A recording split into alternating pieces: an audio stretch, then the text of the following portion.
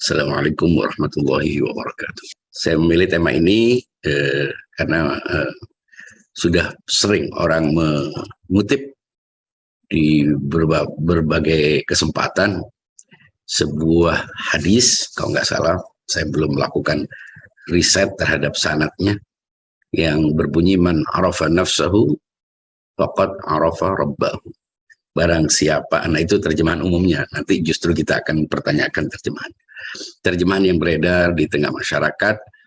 Barang siapa mengenal Tuhannya, barang siapa mengenal dirinya berarti mengenal Tuhannya. Dan begitu banyak orang yang menjelaskan tentang ini, yang boleh jadi sebagian itu sesuai dengan cara pandang kita, dan sebagian lagi mungkin tidak sesuai. Terlepas dari itu semuanya, hadis ini cukup membuat banyak orang bertanya-tanya tentang bagaimana sih mengenal Tuhan. Dan salah satu cara yang paling efektif katanya adalah mengenal diri. Arafah dalam bahasa Arab itu punya banyak makna. Ada yang membedakan antara alima dan arafah. Allah Subhanahu wa taala itu disebut dengan alim dan alim, tapi tidak disebut dengan kita jarang mendengar Allah itu arif. Arif biasanya lebih kepada makna manusia. Jadi kalau alima ya'lamu itu bisa digunakan oleh Allah dan manusia. Tapi kalau arifah, arafah itu biasanya lebih identik dengan manusia. Artinya yang disebut arafah itu pelakunya adalah manusia. Apa arti arafah? Arafah menurut para ahli itu berbeda dengan alimah. Arafah cenderung personal. Jadi saya menyebutnya mengenal, mungkin mengenal itu personal, tapi kalau alimah itu lebih bersifat impersonal dan universal. Maka dari itu ucapan man arafa nafsahu faqad arafa rabbahu itu bagaimana mengenali, bukan mengetahui. Nah, arti pengenalan itu sendiri ya bersifat detail, berbeda dengan alimah. Orang sekedar tahu ya bersifat universal, tidak detail. Allah Subhanahu wa taala itu pengetahuannya bersifat universal dengan penjelasan yang sedikit lebih detail, meskipun dengan penjelasan yang berbeda dengan kebanyakan pengetahuan. Makanya Allah mengetahui, manusia juga mengetahui. Apakah pengetahuan Allah sama dengan pengetahuan manusia? Tentu berbeda. Pengetahuan manusia lebih punya arti arafah, sedangkan pengetahuan Allah lebih punya arti alimah. Jadi kalau kita mengenali diri kita, mengenali Allah, itu berarti kita bisa. Tapi apakah Allah pengetahuan Allah itu sama dengan pengetahuan kita? Allah tidak arafah, tapi Allah itu alimah. Ada penjelasan yang cukup panjang tentang ini, tapi yang sekarang hendak kita bahas arti arafah di sini adalah pengenalan secara spesifik. Apa sih diri itu? Nah, banyak arti arafah.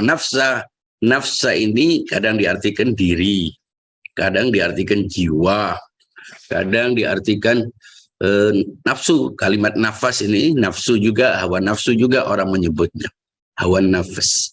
Kalimat nafas itu memang dalam bahasa Indonesia cukup rumit untuk disamakan dengan nafas dalam bahasa Arab.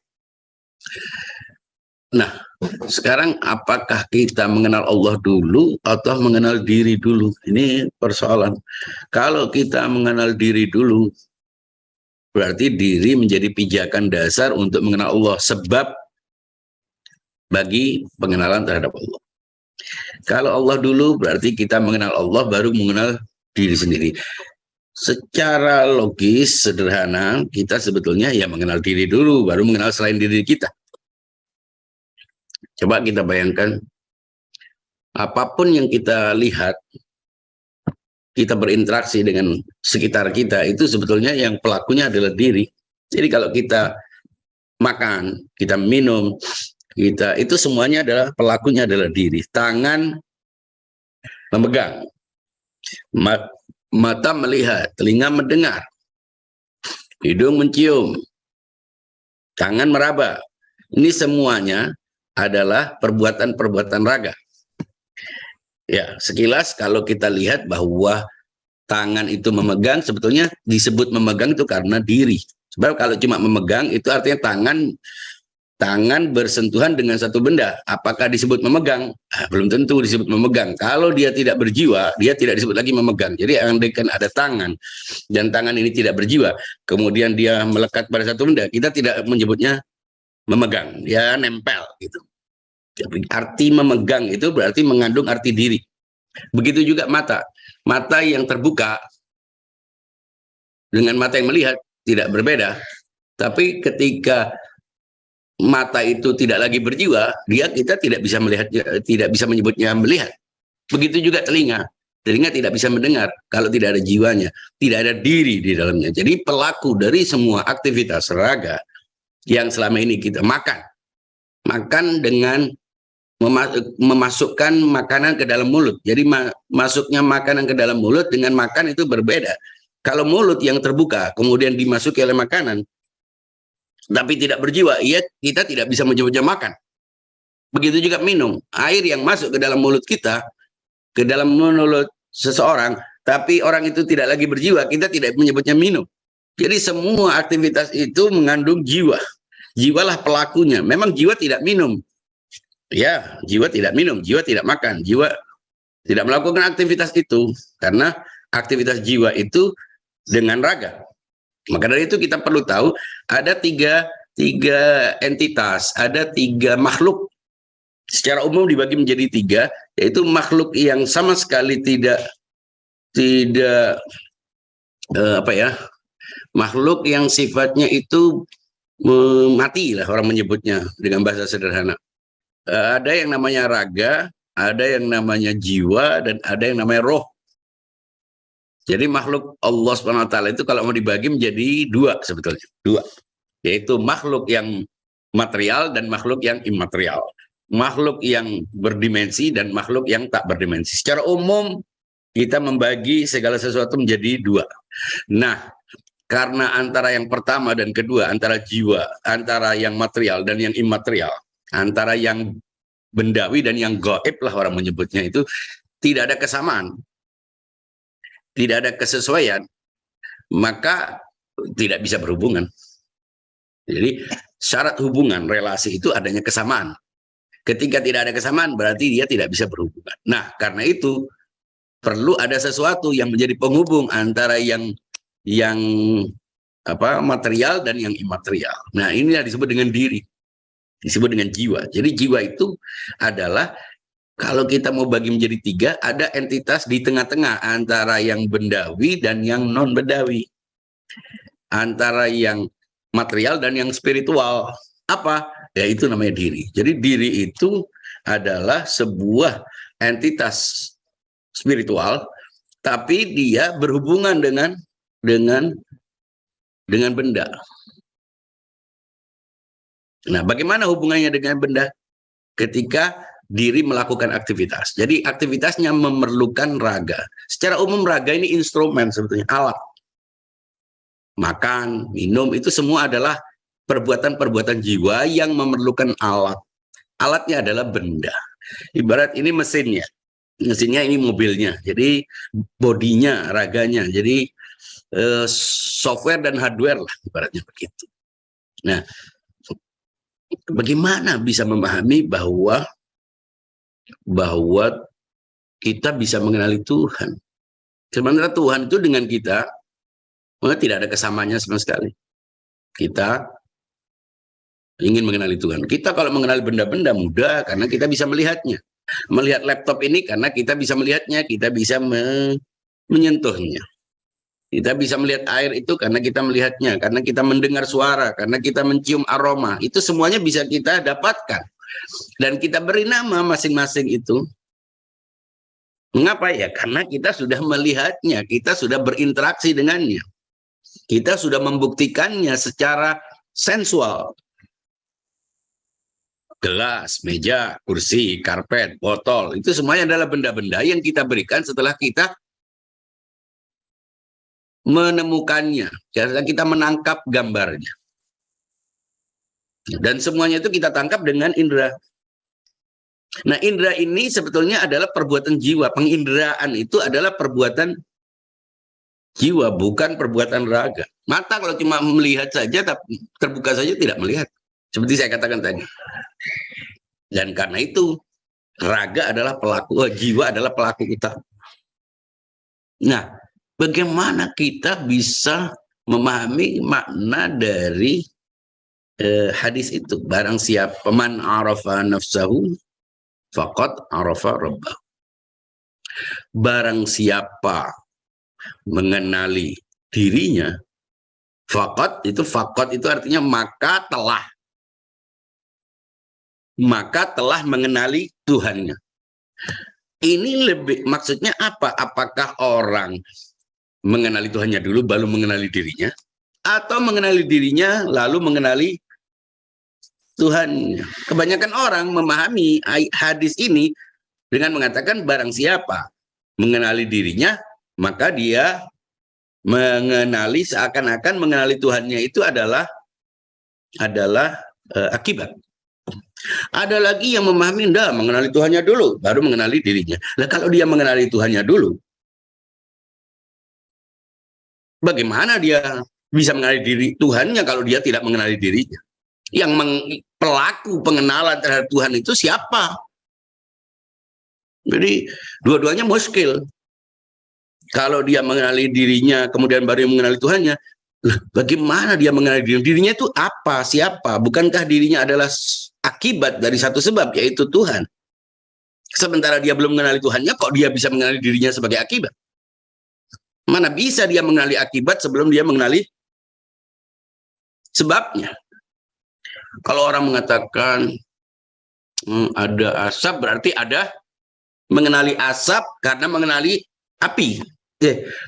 Iya, kalau kita menemukan asap berarti ada api. Ya, tapi kita tidak bisa mengenali itu sebagai asap kalau kita belum punya konsep tentang api.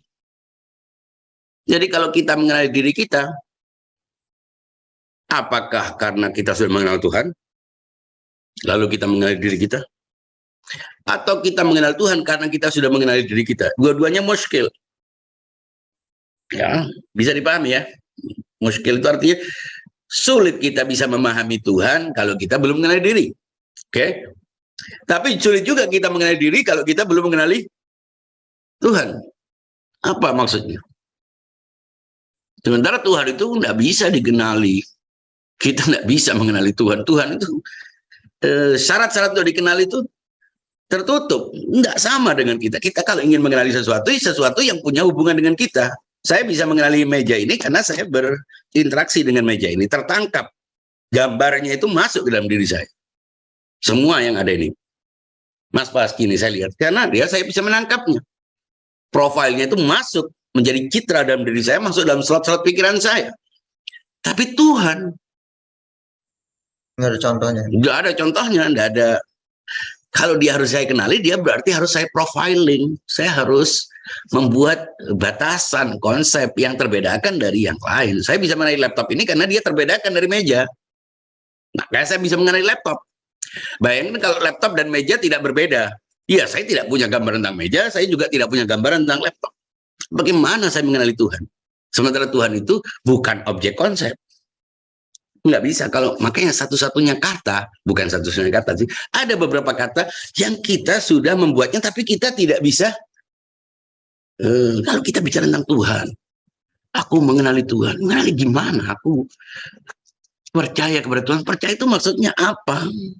Ya, saya bisa percaya kepada bahwa saya berada di tempat ini, di majelis ini, ya saya karena mengenali. Tapi Tuhan gimana? Agak sulit. Ya. Di antara semua konsep tiba-tiba ada kata Tuhan. Kalau kata meja, kata gelas, kata laptop itu saya pakai karena saya sudah membuktikannya dan orang juga sepakat dengan saya. Kita punya makna yang sama minimal dalam penggunaan bahasa dalam satu ruang tertentu, dalam satu wilayah tertentu.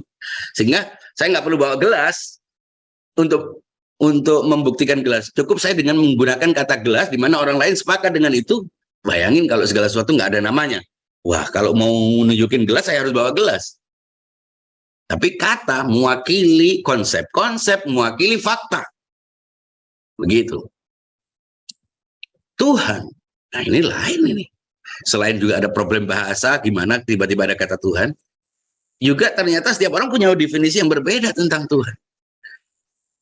Sehingga rasanya sulit mengenali Tuhan sebagaimana kita mengenali benda-benda ini. Makanya Tuhan, kalau dikatakan dikenali, itu muskil. Pasti tidak dengan proses pengenalan yang selama ini kita pakai. Ya, kata ada. Dan ada beberapa kata yang sebetulnya itu kita susun sendiri, tidak ada faktanya. Ya, seperti banjir, sering saya katakan. Banjir, orang mengeluhkan banjir, penanggulangan banjir, penganggaran soal bagaimana mengatasi banjir, orang lari dari banjir, orang sakit, meninggal, ini karena banjir.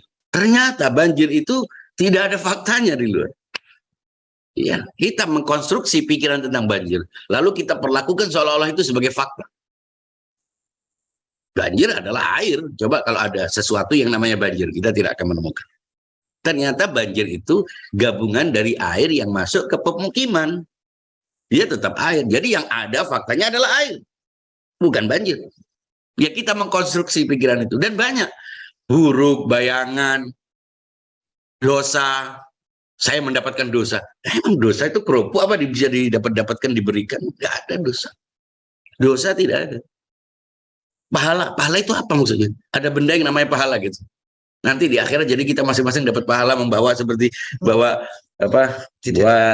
kotak habis pulang dari SCC begitu. Bukan begitu. Ya, itu dikonstruksi oleh pikiran kita.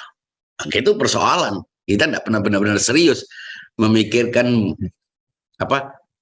implikasi dari kata, dari makna, dari bahasa yang kita gunakan dalam keseharian kita. Ibu itu mana ibu?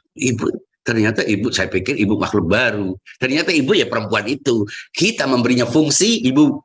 Jadi fungsi, kegunaan itu adalah kata yang kita berikan setelah kita sepakat bahwa dia punya makna, punya identitas khusus untuk dirinya, baru kita lekatkan. Istri, suami, itu semuanya adalah makna-makna yang kita konstruksi dalam pikiran kita. Nah Tuhan, ini jenis yang mana ya? Apakah dia jenis seperti ada bendanya, ataukah dia jenis konstruksi? Dua-duanya bukan. Dia bukan tipe air, dia juga bukan tipe banjir. Ya. Gempa bumi, ada enggak gempa? Enggak ada, yang ada buminya. Ketika dia bergerak, kita menyebutnya gempa. Nah, apakah kata Tuhan itu jenis kata yang kata faktual ataukah kata konstruktif? Tuhan kayaknya maknanya tidak sama dengan itu. Dia bukan kategori benda, juga bukan kategori konsep yang dibuat. Bukan itu. Nah, kita tidak pernah benar-benar serius menggunakan kata Tuhan dalam maknanya yang filosofis, yang eksistensial. Sekarang kalau kita bilang Tuhan, ya kita bicara tentang Tuhan, sebenarnya kita blank gitu. Blank sebenarnya. Apa? Digambarkan juga nggak boleh, kan nggak boleh menggambarkan Tuhan. Sebetulnya nggak boleh dilarang, karena nggak dilarang juga nggak akan bisa. Jadi nggak usah ditakut-takuti, nggak usah menggambarkan Tuhan. Ya tetap saja yang dia gambarkan bukan Tuhan. Walaupun dia berusaha untuk menggunakan kata Tuhan. Nah dalam bahasa Indonesia juga, sebagaimana di bahasa-bahasa lain, itu kata Tuhan dari Tuan. Dari Tuan. Tuan itu master, Lord. Makanya kalau dalam bahasa Inggris, Tuhan itu diartikan Lord. Jadi penguasa lah. Ya, penguasa disebut Tuhan, Tuhan, majikan lah. Tuan itu majikan. Ya, tinggal ditambah H, itu asal katanya. Jadi dalam penggunaan bahasanya sudah reduktif. Dan kita sudah terlanjur menggunakannya. Karena sudah terlanjur menggunakan, setiap kata yang kita gunakan itu berefek terhadap pemahaman. Makanya bahasanya dulu atau pemahamannya dulu. Maknanya dulu atau katanya dulu. Nah, kita terlanjur menganggap bahwa makna itu muncul setelah kata. Gawat kan? Kita buat katanya, baru kita cari maknanya. Padahal maknanya dulu. Konsepnya dulu lah. Konsepnya dulu, gambarannya dulu, baru kita menemukan bendanya, baru mencari kata untuk mewakili konsep itu. Itulah yang kita sebut dengan makna. Tapi kalau sudah keburu menggunakan kata Tuhan, berarti kata dulu baru kita mencari maknanya. Di sini persoalan. Jadi sampai sekarang Tuhan, Tuhan, atau apapun namanya, karena itu bukan nama personal. Tuhan bukan nama Tuhan. Tuhan itu namanya bukan Tuhan. Nah, apakah Tuhan itu punya nama? Nah, kalau punya nama berarti dia punya sesuatu yang bedakan dari yang lain. Disebut nama, disebut pasti supaya beda dengan Pak Din. Jadi identitas personal nama itu. Nah, Tuhan di sini itu apakah nama personal ataukah gelar? Nah, Tuhan kok punya gelar? Kalau gelar itu berarti sesuatu yang berikut disandang. Awalnya tidak punya, kemudian diberi gelar. Jadi problem kata Tuhan secara filosofis maupun secara kebahasaan. Setelah problem kata pengenalan itu mengenali, mengetahui. Itu kira-kira. Nah, berarti kita punya masalah. Selain urutan mengetahuinya yang di siapa dulu diketahui, dunia Tuhan dulu atau ke diri. Kemudian Tuhan itu sendiri apa? Kemudian diri itu apa? Diri. Nah, diri ini persoalan. Persoalan juga. Apa diri? Diri bukan tangan. Diriku, aku, saya, gue, lo itu apa? Apakah tangan, tubuh? Kayaknya bukan. Karena kita beri aku, tanganku, tubuh saya. Berarti ada tubuh dan ada saya. Makanya orang kalau tangannya dipotong atau terpotong atau terluka, dia dirinya nggak ikut terpotong. Dia butuh dirinya. Ada diri. Apakah otak itu diri? Nah, orang-orang neuroscientist menganggap ya diri itu otak atau jantung. Pusat memori pikiran manusia itu disebut dengan otak. Jadi tidak meyakini adanya sesuatu yang lain dalam diri manusia. Artinya bukan sesuatu. Ya diri ini tetap kita gunakan. Artinya manusia tidak punya sesuatu yang tidak bisa dihubungkan. Manusia itu tidak berhubungan dengan sesuatu yang lain yang namanya diri. Makanya psikologi itu ilmu jiwa. Sekarang nggak bicara tentang jiwa. Kalaupun gunakan kata jiwa, jiwa itu bukan sesuatu yang abstrak, yang material, yang gaib. Tapi jiwa itu adalah respon otak, respon pikiran, saraf. Itu yang disebut dengan diri. Jadi tidak meyakini adanya sesuatu yang di lain. Nah, orang kebanyakan juga menganggap bahwa kita ini terdiri dari dua, jiwa dan raga, lahir dan batin. Makanya kalau kita lebaran mengucapkan minal aidin wa faizin, mohon maaf lahir dan batin, seolah-olah kita ini kemana-mana membawa dua sisi. Apakah benar manusia itu terdiri dari jiwa dan raga? Dalam arti kata ada pertautan antara keduanya? Kayaknya tidak. Yang berkembang memang seolah-olah kita ada terdiri dari dua bagian, tapi sebetulnya bukan dua bagian yang terpisah. Sebab kalau disebut dua bagian berarti dua-duanya tidak ada hubungan antara kedua. Kita itu satu, raga dan jiwa itu satu, tidak terpisah. Diri dan jiwa dan raga. Apakah manusia itu terdiri dari dua elemen, jiwa dan raga? Kayaknya bukan dua elemen. Artinya kalau dua itu artinya sesuatu yang jiwa itu bukan raga, raga itu bukan jiwa, tidak begitu. Sebab kalau begitu, jiwa bukan raga, raga bukan jiwa, berarti jiwa dan raga itu tidak bisa bekerja sama.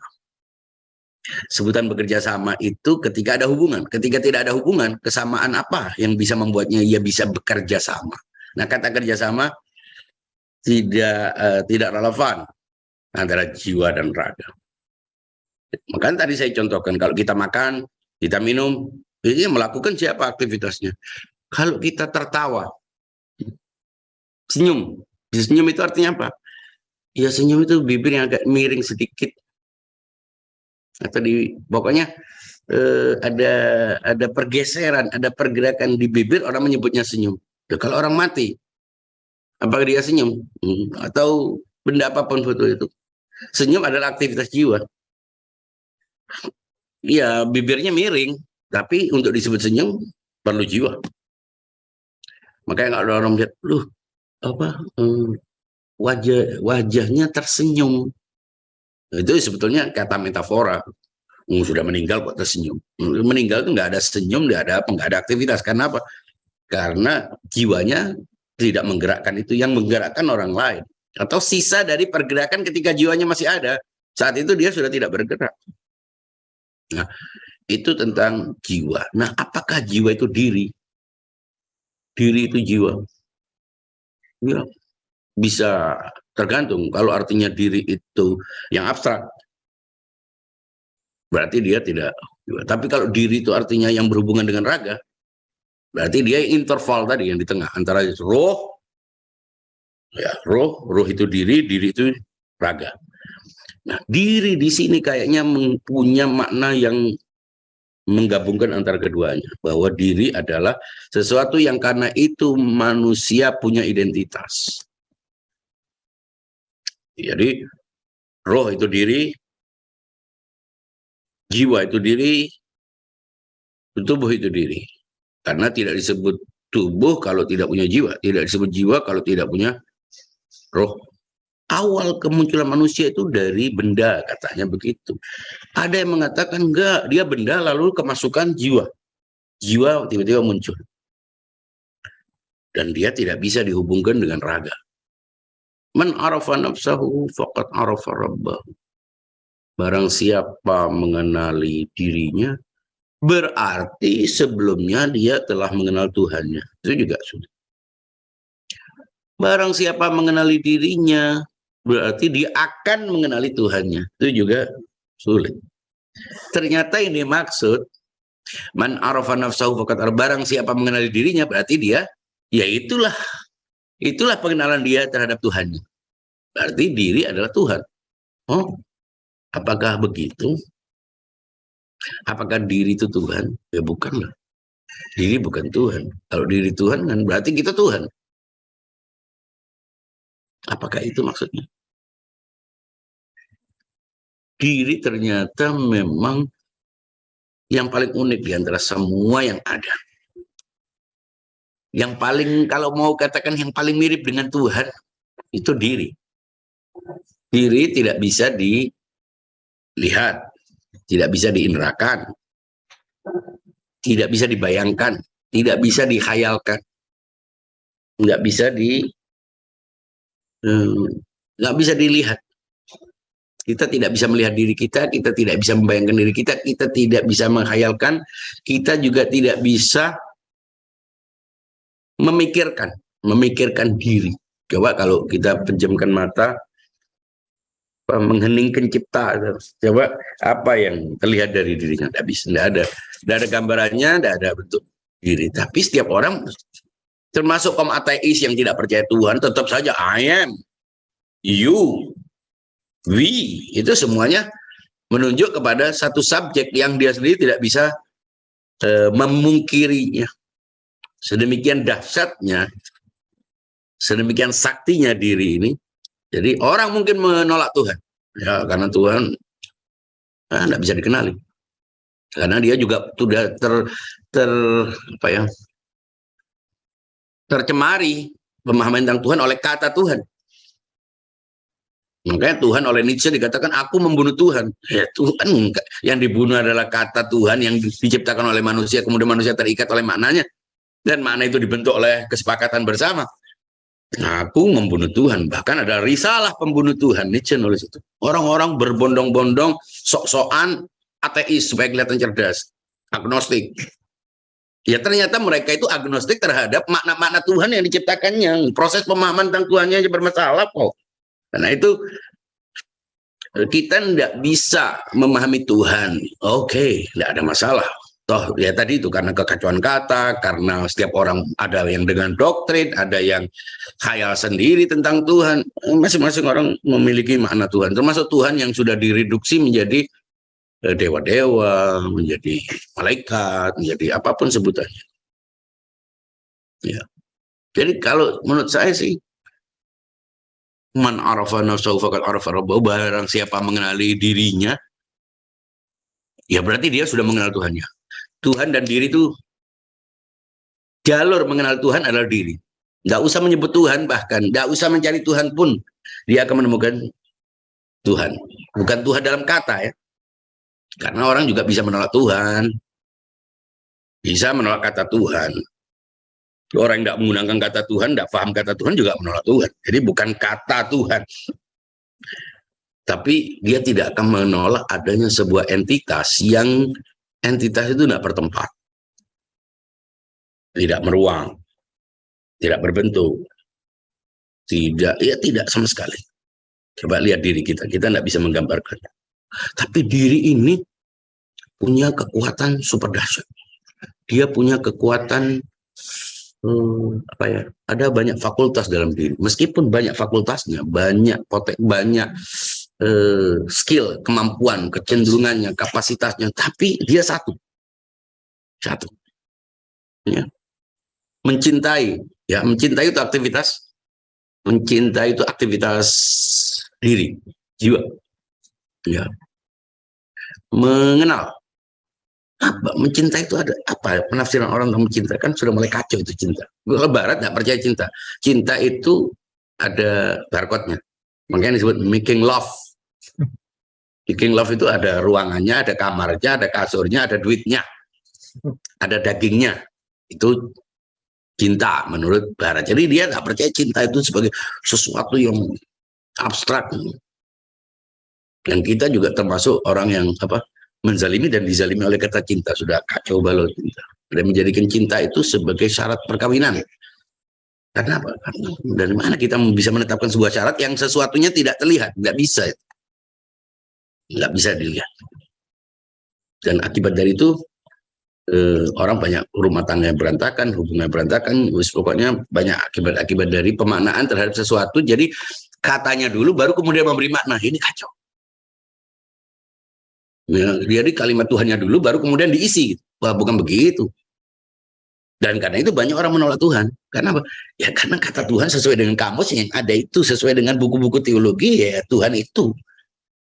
Enggak, aku mau ngomong sama Tuhan, aku bicara sama Tuhan, kenapa Tuhan begini, kenapa tidak begitu, kenapa itu semuanya dipertanyakan karena memang maknanya tentang Tuhan itu ya makna-makna yang sama dengan manusia. Ya, begitu. Aku minta diselamatkan oleh Tuhan. Ini saya yang paling sering belakangan ini. Diselamatkan oleh Tuhan itu artinya hidup, sehat, segar, makmur. Terus yang sakit, yang tidak diselamatkan oleh Tuhan. Gitu. Memangnya yang hidup itu saja. Hidup itu artinya diselamatkan. Sakit tidak diselamatkan. Nabi tidak diselamatkan karena sakit, karena meninggal. Gitu. Nih.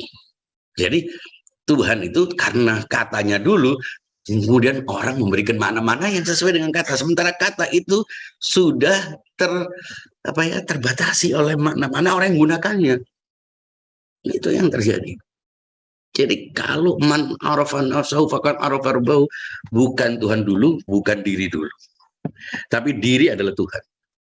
Diri adalah Tuhan yang imanen.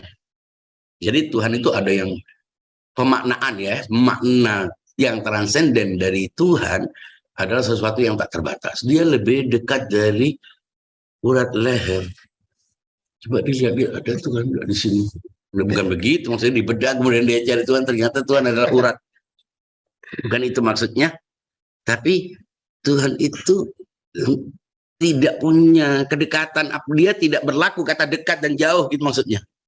Kata dekat dan jauh tidak berlaku. Jadi kalau Tuhan lebih dekat itu artinya jangan masukkan kata dekat dan jauh, dimensi ruang waktu itu jangan dimasukkan di situ Tuhan. Oke. Lalu apa contohnya ya? Tidak ada contohnya. Satu-satunya contoh Tuhan, contoh ya, diri. Kenapa? Diri tidak bisa dilihat, tapi diri diafirmasi keberadaannya. Kenapa diri tidak bisa menghayalkan? Lah karena khayal itu sendiri adalah aktivitas diri. Kenapa Tuhan tidak bisa? Kenapa diri tidak bisa dipikirkan? Lah karena pikiran itu produksi diri. Karena semua itu aktivitas diri. Bayangin. Makan, minum pun diri. Semuanya punya diri. Ya, semuanya punya diri. Ini kertas ini dan kertas ini masing-masing punya diri. Ya, ini diri, ini diri. Padahal sama-sama kertas. Sehingga dia kalau tidak punya diri, dia tidak punya identitas. Jadi kalau orang mengenali dirinya, diri tidak bisa dilihat, diri tidak bisa tapi diri ada. Diri bisa menangkap aneka, nggak pernah capek menangkap itu, menangkap satu objek saja, itu kalau kita uraikan, itu ribuan, satu objek. Bentuknya, ukurannya, beratnya, warnanya, macam-macam, satu objek. Nah, objek kadang-kadang ada objek yang dinamis, ada objek yang statis. Kalau kayu, meja statis kan, tidak berubah. Ya, kalau berubah karena faktor-faktor luar kan, mungkin berubahnya pun lambat. Tapi kalau melihat pasti perubahannya per detik, suhu tubuh, suasana hati, sel mati, sel hidup, ya, orang nggak bisa itu ditangkapnya oleh diri melalui sensasinya. Itu per detik. Makanya apa aktivitas diri? Aktivitas diri melakukan sensasi. Penangkapan objek-objek partikular. Ini kita dan kucing, tikus sama. Jadi yang punya pengetahuan partikular itu hewan. Kenapa? Karena punya salah satu aktivitas hewan, salah satu aktivitas diri adalah pengetahuan secara menggerakkan motor, menggerakkan indera, menangkap indera-indera. Bedanya apa? Kekuatan pengetahuan indrawi kita dan hewan, ya kita hewan juga, hewan-hewan tertentu, selain kita, hewan yang bisa pakai baju ini, itu pengetahuan indrawinya lebih kuat, lebih spesifik, jadi penciumannya lebih dari kita, pendengarannya lebih tajam dari kita, ya, penciumannya, penglihatannya, pendengarannya lebih dari kita. Jadi kalau hitung-hitung secara lebih saintifik mana pengetahuan manusia dan hewan?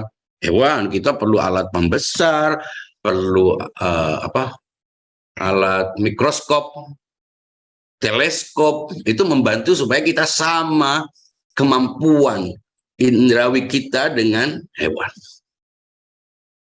Ya, dalam beberapa hal kita lebih. Nah itu juga di indera. Jadi itu juga diri itu punya kemampuan sensasi, akses, menangkap gambar-gambar partikular. Saya contohkan ya, kucing dan kita sama-sama bisa menangkap objek partikular di jalan. Misalnya ada mobil atau ada orang jalan, dia bisa menghindar pada peristiwa itu karena dia menangkap ada objek yang bergerak yang bisa mengenai dia langsung berpindah. Tapi dia tidak tahu bahwa ini adalah gravitasi, yang karena itu saya nanti tidak akan melakukan ini di satu tempat yang berbeda atau di waktu yang berbeda. Dia tidak punya pengenalan itu karena dia hanya menangkap objek partikular. Yang membedakan dari kita, diri kita tidak hanya menangkap objek partikular, tidak hanya mengumpulkan fakta-fakta partikular, tapi kita juga punya kemampuan untuk menangkap fakta universal. Ya, oh ini di sini berarti saya bisa melakukan analogi. Nah, ini sama dengan yang di sini berarti kan. Kalau ini di sini berarti ini juga bisa terjadi.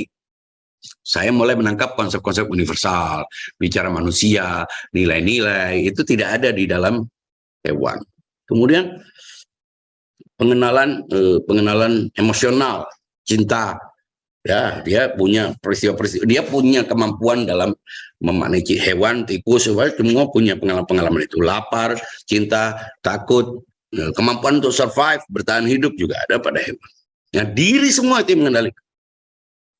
Jadi diri itu bisa mengenali pengetahuan sensual, pengetahuan partikular dengan indera, dan bisa mengenali pengetahuan universal tidak melalui indera. Tapi apa? Ada selain pengetahuan sensual, ada pengetahuan yang namanya pengetahuan imajinal. Saya melihat rumah saya, itu kan sensasi, lihat rumah. Oh iya, dia dipegang rumahnya. Kemudian dia berpindah ke kota lain, dia bisa menghadirkan gambar rumahnya itu persis seperti orang pelukis gitu, orang buat sketsa. Nah itu juga pengetahuan khayali. Khayal bukan bukan fantasi ya. Khayal itu imajinal.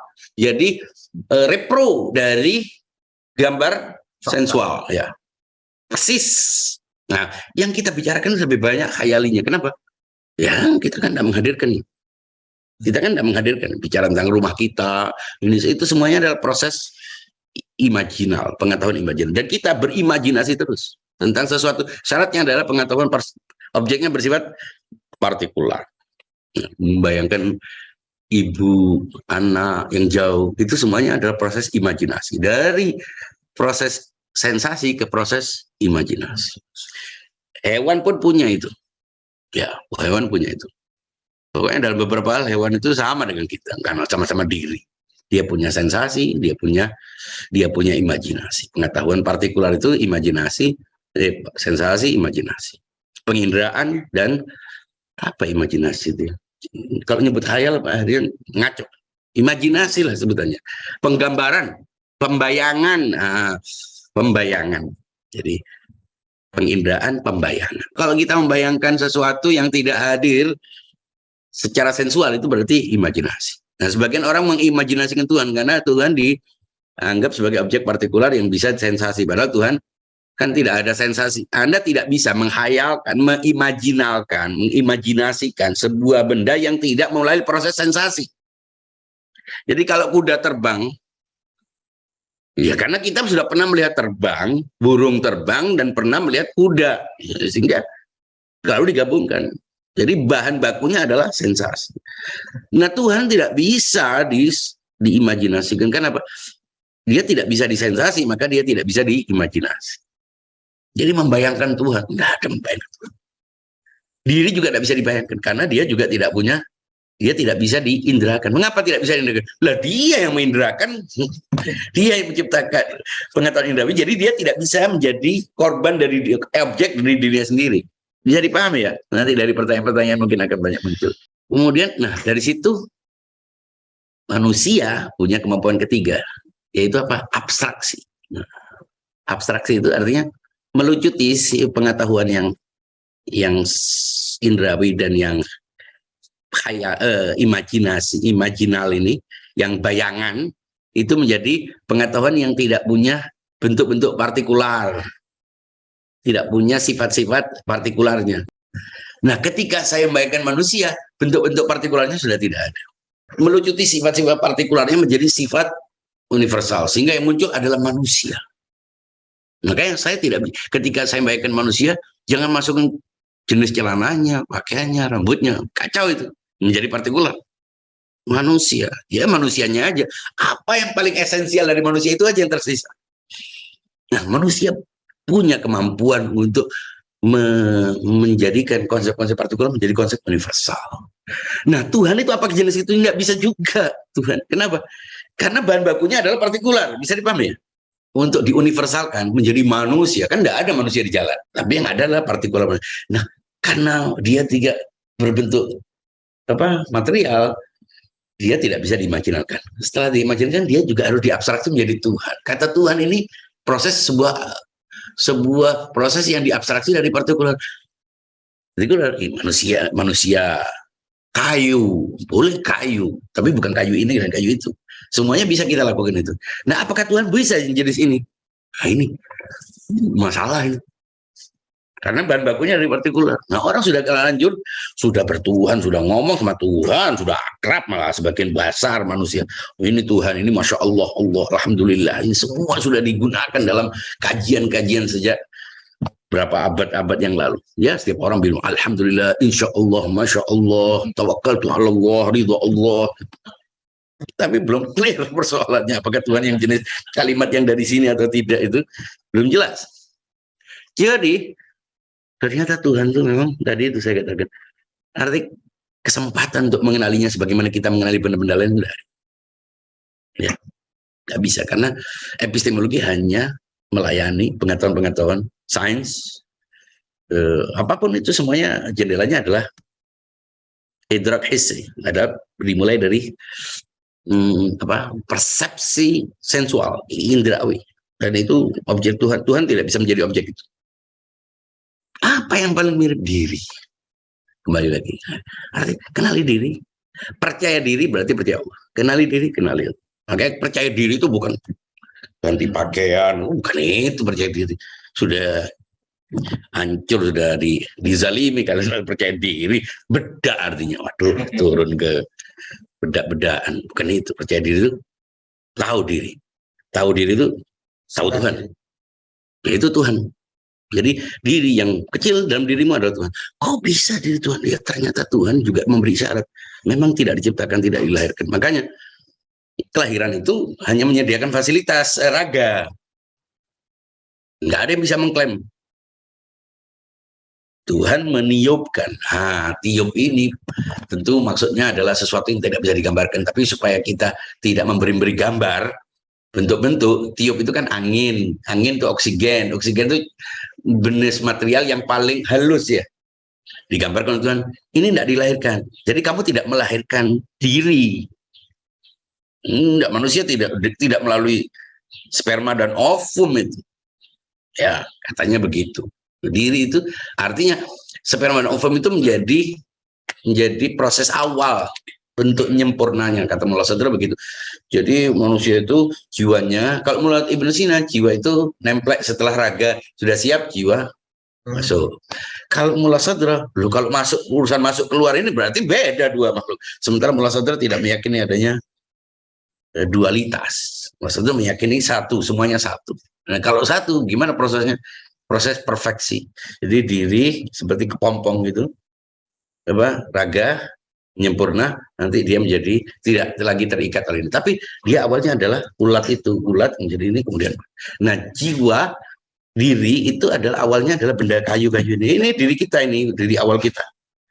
Kemudian menyempurna, berevolusi sampai akhirnya bentuk sempurna dari diri adalah bentuk medium dari kesempurnaan raga.